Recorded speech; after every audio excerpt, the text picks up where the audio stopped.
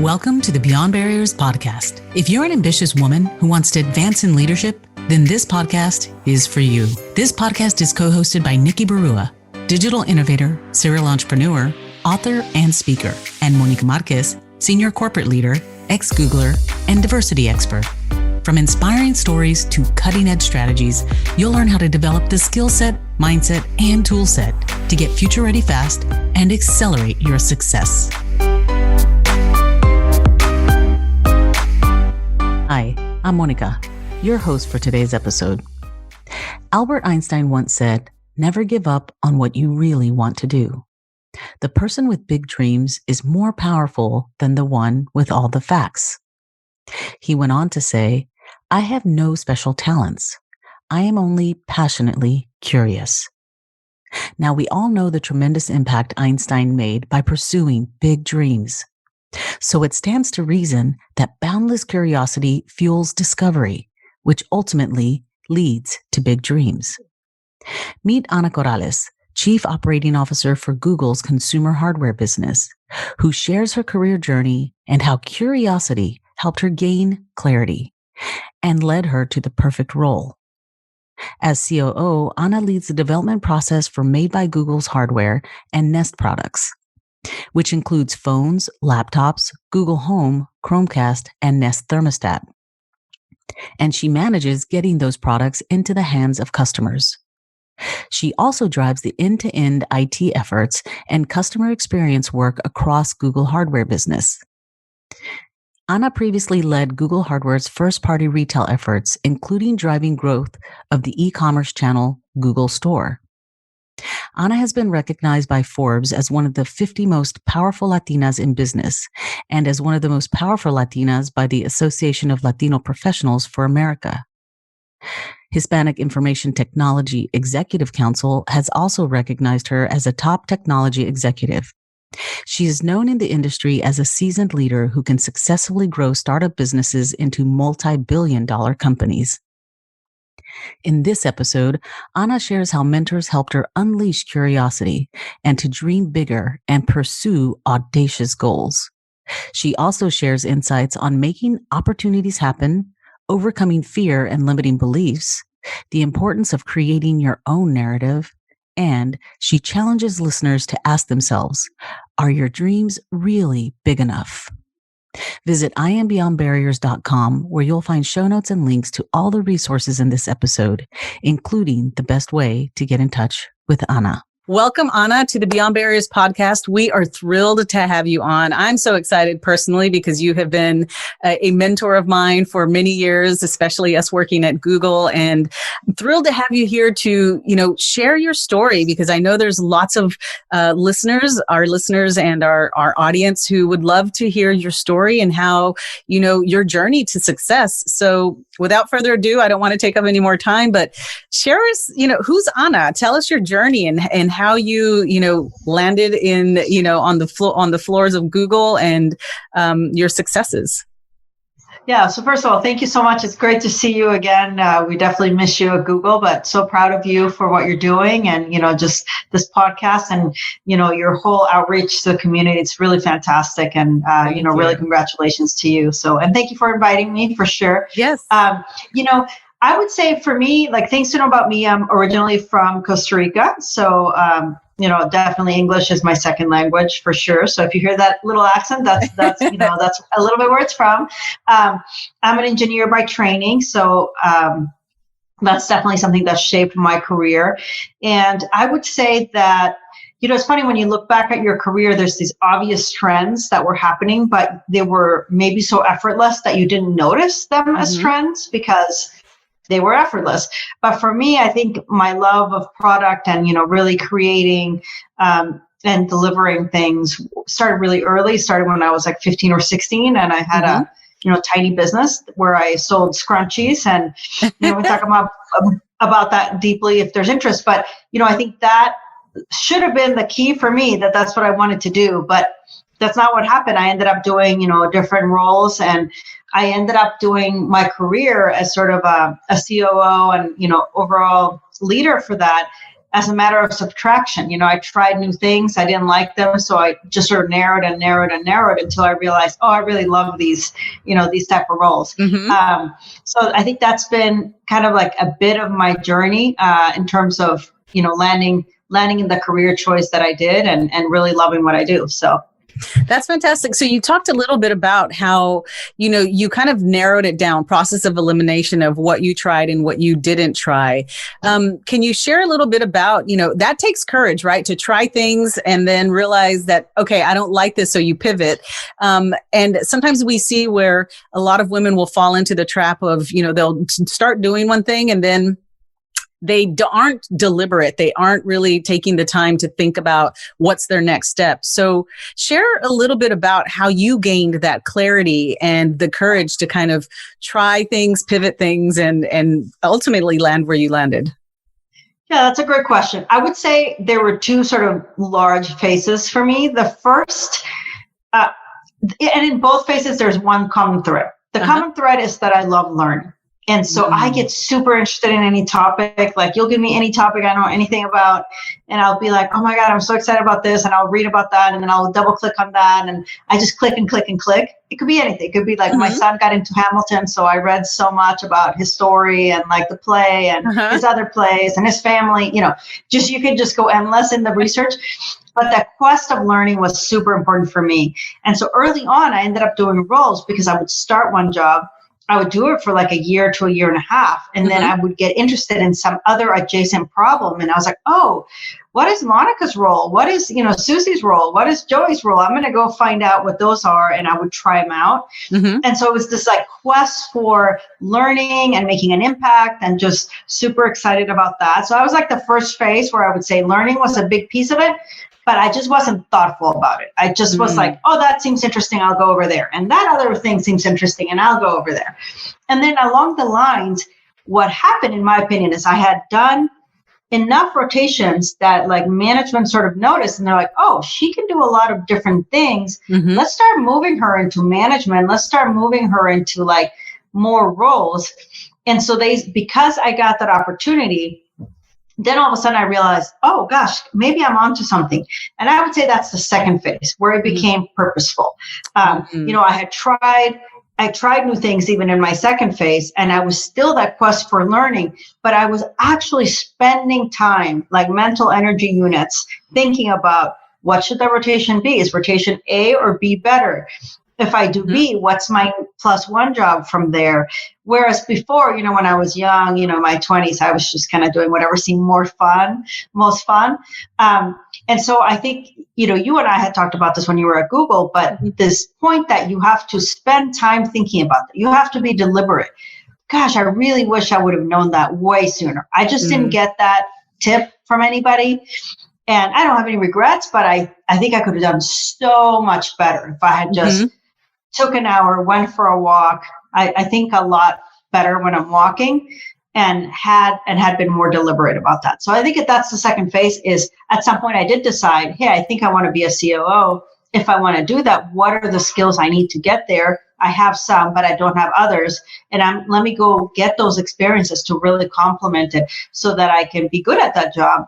And I can actually hopefully get a chance to become that, which, luckily for me, it did. But that after a certain point, it was definitely very deliberate. And, I spent not a lot, but definitely some time thinking about it more deliberately. And I would say I always feel like I do not leave enough white space to think. It's so easy to survive, just sort of survive the day. And especially when pandemic, you're so busy. It's hard to reflect back and say, how do I really want to, manage my time versus, calendar managing your time. That's fantastic advice in terms of being deliberate and thinking about, what is it that you need to do next. Share a little bit about, because that's so important in that you gave yourself the time and the white space, whether it's taking a walk for an hour and really kind of thinking about what's next. And you identified the competencies or the things that you needed to acquire in order to become CEO, so COO or whatever it is that you were aiming for. How did you then make those opportunities happen, right? Because they're not just going to fall in your lap. Like, what is it that you did, just methodically to make those things happen? I mean, one of them for sure is that I go talk to other people who had the career that I thought I wanted. In one case, I sort of shadowed somebody for a day because I thought, oh, I think I want this, but do I really want that? And then, I realized that job is like super, super stressful. And so there was a point when after I shadowed, I was like, do I really want that? That seems like a lot. And then I realized, okay, but it's a lot of what I like. So I think I do want to go for it. And so in some cases, I literally just kind of cold called somebody and said, look, I really think I need to have experience with, salespeople. I grew up in a complete scientist household, right? Everybody there is an engineer or a doctor or a, science PhD. And so I didn't really know anybody. I didn't meet my first salesperson ever until I was 30. I mean, literally, it's funny to say that, but I really didn't. And so I knew that was like a big gap. And so I asked people I knew, mentors of mine or people I knew, like, hey, I think I really need a job that has front end experience. How do I do that? Can you connect me with somebody? You got to work it, right? You got to put effort to it. But I ended up getting those connections and, there was a role and I applied for it and I got it. And, it was a huge experience for me because it was such a different culture that, the one I grew up with. So you did part of that. Later in life, I would say it was more, you just sort of knew, or, you had, you knew people that were going to have the role. And so you would talk to them about your career and what you wanted to do, or people would approach you to try to understand, what you wanted to do. I think if you are passionate about what you do and you are contributing and you're really good, people will come to you, right? And they'll say, hey, like, do you want to be part of my team? And so those opportunities started to sprout up. So it was a combination, but there were definitely many cases in which I had to go figure it out. And, for me in particular, early in my career was the sales gap that I just didn't really understand that culture that well. That was definitely an interesting, my first job in that, it was super eye-opening. I just had no idea. Because I was the person who was like, oh, it's so hard to create the product and it's so hard to design it. It's so hard to, develop it and then build it. And so like selling it is easy, right? Well, guess what? Totally not, but I had no idea. And so, it was very fiery, eye-opening for sure. That's fantastic. And now I know during those times, I'm sure you had, you might have had some fears or limiting beliefs that kind of cropped up. How did you manage those? How did you manage to kind of keep those feelings in the, on the back seat? Yeah. So look, everybody has that. I think everybody looks at careers and they're, oh, that person was like born a golden baby and they just like did everything perfect and their life was amazing. And like, I'm here to bust that, myth for sure. Everybody, I can't tell how many times I cried, you end up with scrapes, your hair is like messy from all the different things you've done. Nobody shows up looking amazing and like totally relaxed all the time. There's a lot of grit and a lot of, you really need to sort of want it because there's going to be moments where you are, just besides yourself or something unfair happened or you're scared or, it's not a linear journey ever.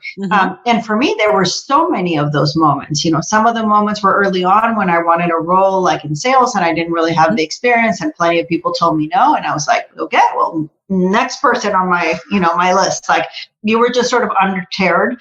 That's part of it. You need to really want it and know about it. The second one is getting comfortable with the fact that you're going to be uncomfortable. And I know that sounds really trite, but it makes a huge difference because you tell people like, look, you're going to make this change. You're going to feel uncomfortable. I just had this conversation with somebody. They go day one, they're like, I'm so uncomfortable. I'm like, we talked about this. Like, it's not a great feeling. And they're like, no, but I feel like I'm going to fail. And I'm like, I know. You probably won't. You might, but you probably won't. And like, what's the worst thing that can happen if you do? But they just have that feeling and you feel it in your body and it's just awful. And so you have to be okay with like, I know that's going to happen. It's like getting a cold. I know that's going to happen, but like, I'll be fine afterwards. And you have to believe that you're going to be fine afterwards. One time I remember for me, there was like a particular job, long story that I will try to summarize, but I felt really uncomfortable. I was crying. I have an older sister who's been a great influence and just a wonderful sister to me. And she came to me and she's like, look, like, I know this is tough. I'm not telling you it's not a tough situation, but like, really, what's the worst that can happen? And I had my daughter like about a year and a half before. She's like, it's not like they're going to come take your baby away from you. Like, really, like what really truly is the worst that could happen? And I had never thought about it that way. I had never thought about like, okay, what is the worst that can happen? And so I thought about that. I'm like, the worst that can happen is just really not that bad. So like, why am I so stressed out? And I think for me, I just wasn't comfortable being uncomfortable. So I think there's that one. And the third, and this is true, you've got to fake it till you make it sometimes. You're going to be uncomfortable. You're going to have imposter syndrome. There was, I definitely I had one meeting where I absolutely 100% had imposter syndrome. I tried to get myself uninvited. I was not successful. I had to go to the meeting. And it went great, but I was so nervous. And I remember, a good friend and mentor of mine, he's like, look, you got to just go in there, pretend you belong if you don't think you do, and just do it. And like, fake it till you make it. And I was like, okay.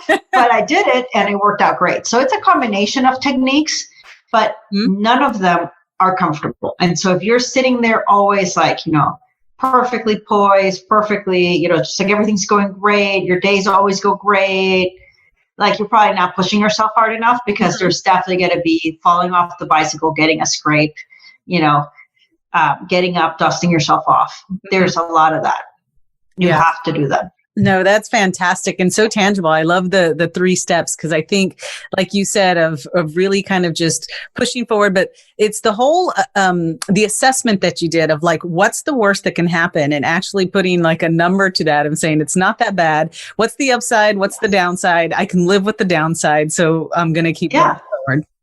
That's fantastic. And I was really sad at that moment. Like, I was really scared, I think is the word I would use. And leave it to your awesome older sister to come tell you, like, it's okay. I've seen this movie before. It's going to be okay.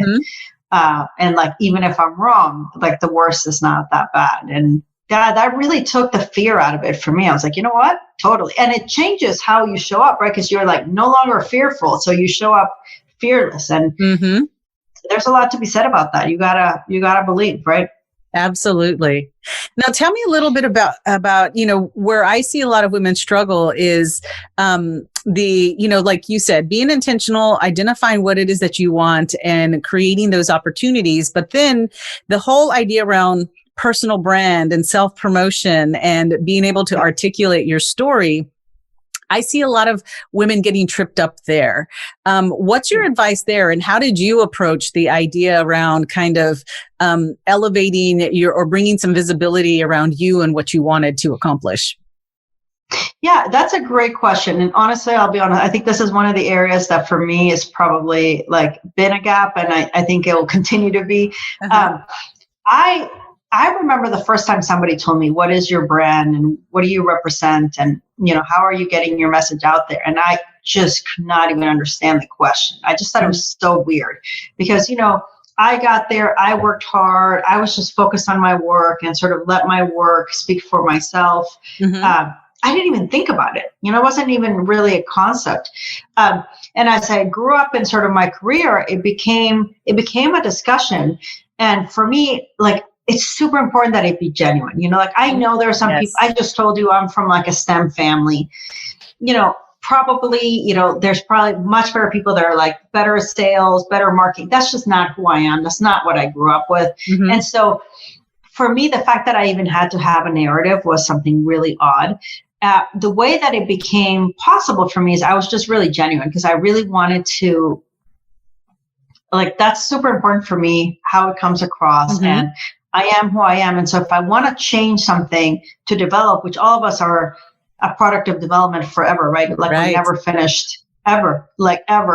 And so I realized that for me, it may take longer to get the change because it has to be super genuine. That's one area where I can't really sort of fake it till you make it. But I do think it's really important for you to understand to yourself, forget what anybody else says, forget what you show outside, like with yourself, have that conversation of saying, what matters to me? What are my values? What do I think I contribute? What do you think I can learn? And so once you understand it better for yourself, and like literally that's a conversation just with yourself, then how you project it really matters, and it becomes really consistent. Because here's the thing that you need to know. Even if you're an engineer, even you're like me, nerdy, like didn't even think about this. If you don't have the narrative out there, there's going to be a narrative about you. It's not like it's going to be empty.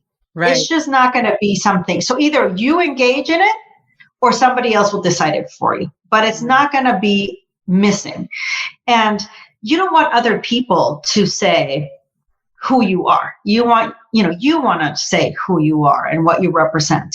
And so to me, when I started to realize that, oh gosh, there's this conversation or narrative that's developing, and I've never even paid attention to it. And do I agree with it? Do I not? Like, forget that. If I want a narrative about me, I want to make sure I know what that is. Right. And I want to make sure I care deeply because, it's something that you've had for your whole career. And so I think this was a big, slow evolution for me on how I got comfortable with that. But it's super important because, again, it's not like it's going to be absent. Like if that was a choice, fine, don't play that. But that's not what's going to happen. It's going to be there. So you better care and you better pay attention. You better be intentional and super genuine about what it is that you want out there and who you want to be.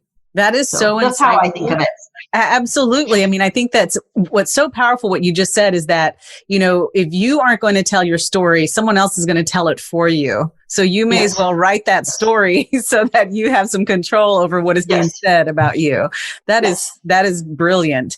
And, and the other thing that I think about it, when you're in a project and you're like, okay, we're doing this really complicated project. So like, let's write down what our North Star is. Like, what are the 3 things that we care deeply about with respect to this project? I feel like this narrative and brand is sort of the same thing. Like you need to have your North Star because there's going to be plenty of times where you get to a crossroad and there's like option A, B, or C. And if you're not consistent about your North Star, you have no criteria by which to make a selection. And so you end up in like this like non-homo, like you just not well thought out options that just happen versus you saying like, these are the things that really matter to me. And so therefore, when I think about choices and, the longer you work and the more you contribute, you'll have more and more options. And so you really need to, in my opinion, have that sort of guiding star, North Star, very clear, so that all options can be vetted against that. And that's how that brand becomes consistent because there's a North Star to it. Otherwise, you could have a brand, circa 2020 and, another brand in circa 2025, which was totally different from the 2015 version.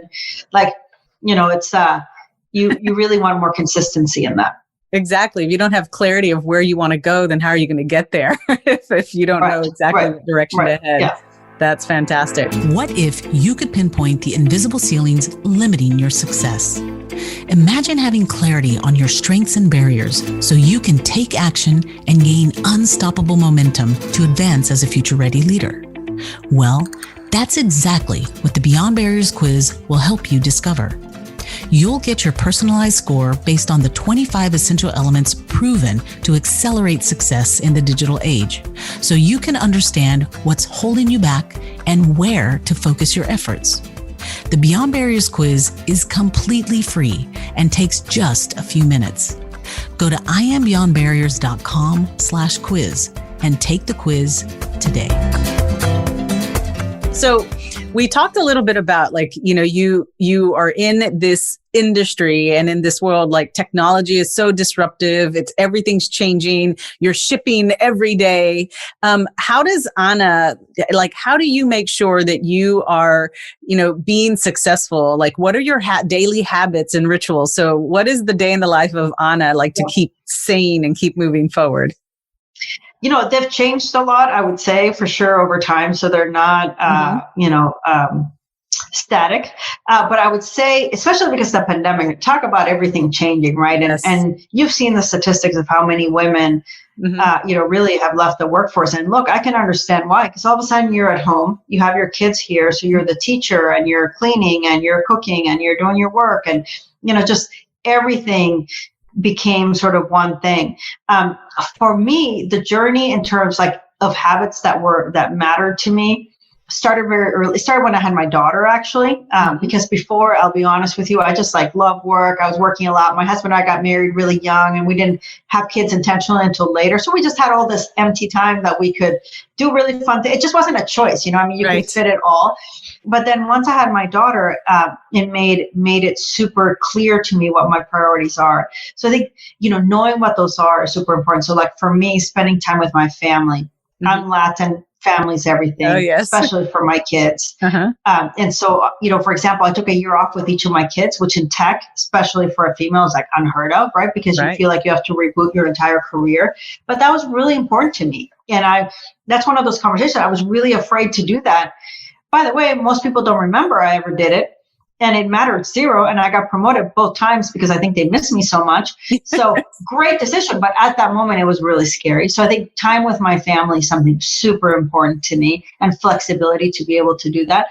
The second for me, you know, this is going to sound like a commercial, but it's just true. I happened to get a Fitbit device like this one, right? Like in January of 2020, because we were working on that, you know, with that acquisition. And I realized, oh my gosh, when I am working, I'm literally barely moving. That is crazy. Even though I did dancing on the side, and even though I would do exercises on a regular work day, I just would move like literally almost nothing. And so I started to change that to get to that, you know, elusive 10,000 steps every day. And boom, the COVID pandemic started. And so through this whole time, I've really been like diligent about that. And so I go for walks all the time, whether it's one-on-ones or like every day. I don't miss it ever. And doing walking one-on-ones is something that has kept me sane for sure. And the third one is finding that quiet space. When I start feeling like overwhelmed, there's just like too much and you're just surviving, I now recognize like the feeling in my body. I will just like cancel a few meetings or take a day off, or just like have time to reflect and sort of, you know, relax, if you will. And then doing fun things I enjoy, like whether that's swimming or baking, you know, those are like two favorites. Thankfully, they go together. Otherwise, it would be a really bad equation because baking could win out. But some of those things that just bring me joy and are really relaxing to me. Gardening is another one. I like to garden a lot.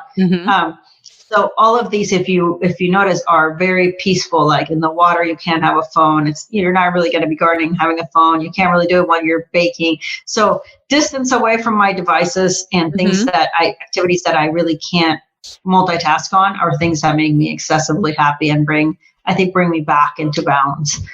So those are some of the things I do to try to stay sane.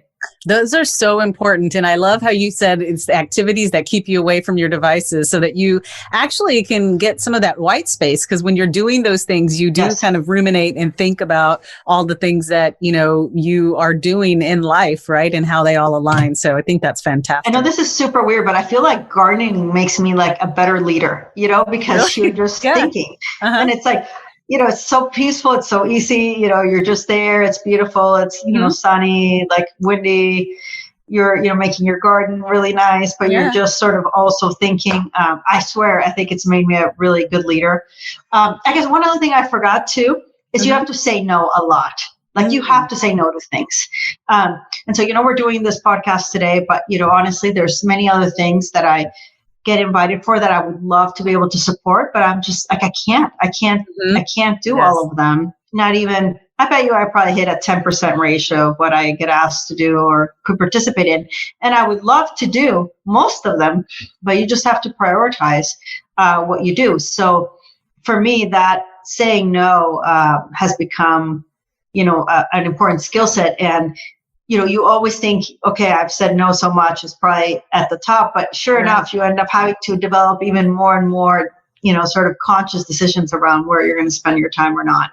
And it's hard, you know, you don't want to disappoint people or be ungrateful, but at the end of the day, you just can't do it all. You got to say no. Yeah, that's so important because, you know, if you are a yes person and you keep saying yes, you actually are saying no to some things that you're not thinking about when you commit to something. You're exactly right. And you're not thoughtful about it. So I think usually that's health related, right? You just run yourself into the ground. Exactly. So, exactly. Yeah.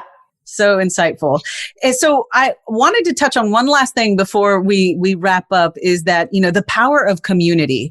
I think that is one thing that I've seen, women not leverage as much. And, as Latinas, as, we have these huge, networks, but we sometimes don't leverage them in the way that we should. How have you in the past used, influential relationships or built relationships where you felt comfortable to ask for the help that you need? Yeah, honestly, I think that's been one of my secret sauces, is that I grew up with, an older sister and my mom who was a super accomplished person. So I felt like I had this built-in community. And, obviously they're both older than me, my mom. And so they would have this great advice that they would just share freely. And so I became very used to being able to say, hey, I'm thinking this, but I love running it against. I love talking to somebody about it. And you realize when you go through anything, right, that generally speaking, you can find people who have gone through that. And so like my mentors, there's these two guys that have been super influential in my life, and they've seen so much and they have a different perspective, right? Mm-hmm. And so they gave me such great advice, like, hey, go do this, go get a raise. And I'm like, oh, I don't know if I can ask for that. That's really uncomfortable. They're like, here's how you're going to do it, and you're going to do it Tuesday. And, there's all these people that have these experiences that you've gone through, that you're going through, that or be so helpful. And now, interesting enough, I feel like also, like I have a 17-year-old daughter. And so I'll sit and talk to them, her and her friends, and you get all this insight from, just younger people's point of view of the world.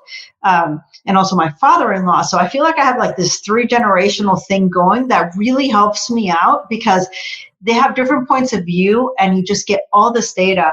And it helps. So I'm the opposite. I'm like, hey, I'm feeling this. Let's talk about it. I definitely don't have any hesitation of asking for help or, saying that I'm confused about something. Mm-hmm. I really enjoy the discourse, and I really enjoy that sense of community. And it's super Latin, right? Like, hey, let's all have cafecito and talk about it.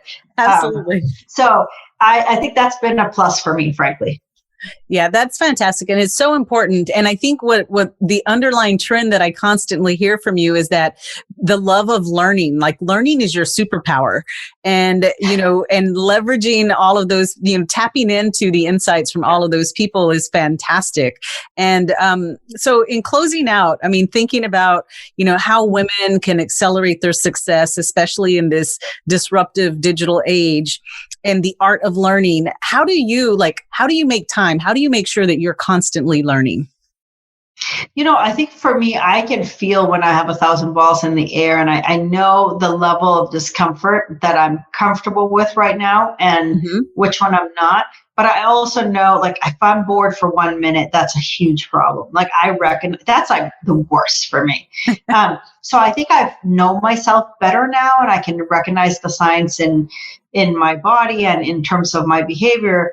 And so I can tell when I'm learning or not learning. Mm-hmm. And I will just tell you one thing we didn't touch upon, but it's made a huge difference for me is, along the lines, I think my parents really challenged me to like contribute, right? They used to say, like, you're not here to consume oxygen, like you're here to do something and make it count while you're here. And that really stuck with me. But as I got through my career, one of my mentors that we were talking about, he told me, he's like, I want you to think big. And I thought I was. So I was like, what do you mean I'm not thinking big? He's like, no, really, let's have that conversation. What do you want to do? And I would describe what I thought was this really big aspiration. And he's like, that's just really obvious to me that you're going to get there. Totally not obvious to me, but apparently super obvious to him. Right.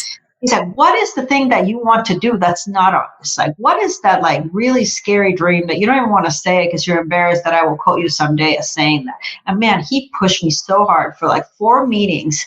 I hadn't even really thought about it. So what I thought was big for me, in his mind, was not big enough. And he kept pushing it and pushing it and pushing it. And after a while, I was like, oh my God, I really wasn't thinking as big as I could have. And I got to tell you, that's something I ask myself all the time. Like, am I really, aspiring big enough or big enough? And, I may not get to everything, but like, if I even get to half of that, that's amazing. You know what I mean? So I feel like this this really push for like really dream big. And it sounds, again, may sound like big is easy. It's not. And it requires a lot of thought. It has made a huge difference in my career. And it's made a huge difference in my personal life as well, in terms of what opportunities I go to. And so I think for me, that's a big advice. Like, are you really thinking big? Are you really, or not? And I think you did, right? You left a super position to go do something amazing and huge and disruptive. And that takes courage.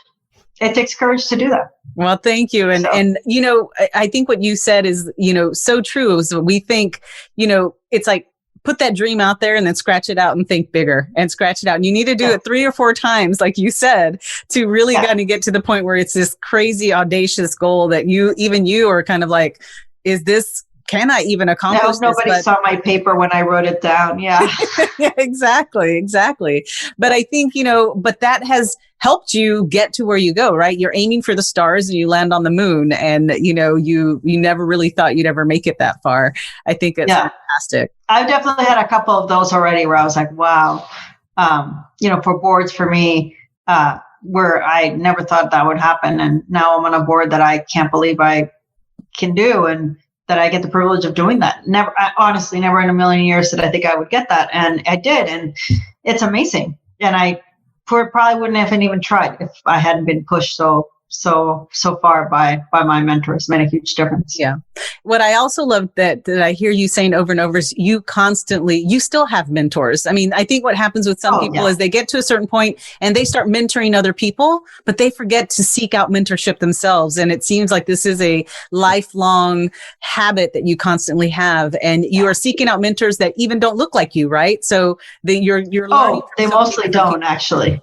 They mostly don't. And I think that's really helpful. I mean, definitely you should get some, if you can, that look like you. But I find the most disruptive advice is from people who really don't understand your fears at all. And they don't have them. And so they're just like, go for it. You're like, no, but like, they're like, oh, no, push yourself there.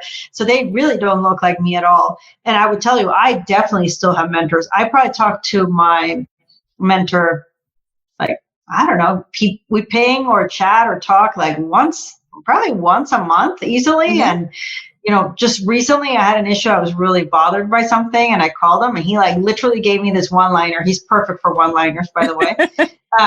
And in 10 seconds flat, essentially resolved my concern. I was like, wow, I could have spent weeks worried about that, but nope, 10 seconds. That's all it took. That's fantastic. Well, Ana, thank you so much, because like you said earlier, you have so many requests all the time to participate in things, and you have to say no because there's so much on your plate. So we are absolutely honored, and thank you for the pearls of wisdom that you've shared. I know that our audience is going to, love listening to this episode, and they're going to learn so much from it.